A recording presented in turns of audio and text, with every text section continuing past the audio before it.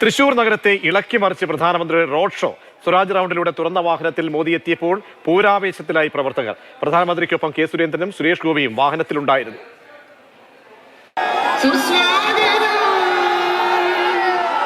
സ്വരാജ് റൗണ്ടിൽ കണ്ടത് പ്രധാനമന്ത്രി നരേന്ദ്രമോദിയുടെ ഒരു പുലിയിറക്കമായിരുന്നു. ആവേശത്തിരയിലാക്കി അദ്ദേഹം തുറന്ന വാഹനത്തിൽ മുന്നോട്ട് നീങ്ങി.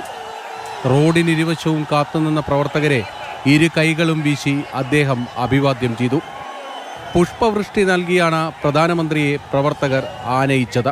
സ്വരാജ് റൗണ്ടിലൂടെയുള്ള മോഡിയുടെ റോഡ് ഷോ കടന്നുപോയത് ഇതുവഴിയാണ്.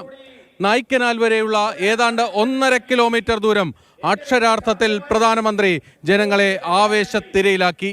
അവിടെ കൃത്യമായൊരു രാഷ്ട്രീയ സന്ദേശവും നരേന്ദ്രമോദി നൽകി. തൃശൂരിൽ സുരേഷ് ഗോപിയുടെ സ്ഥാനാർത്ഥിത്വം.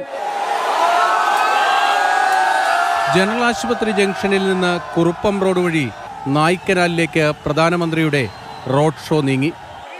വലിയ സുരക്ഷാ ക്രമീകരണങ്ങളോടെയാണ് റോഡ് ഷോ മുന്നോട്ടു പോയത്. റോഡിനിരുവശവും 10,000-കണക്കിന് പ്രവർത്തകർ തടിച്ചുകൂടി നിന്ന് മുദ്രാവാക്യങ്ങൾ മുഴക്കി.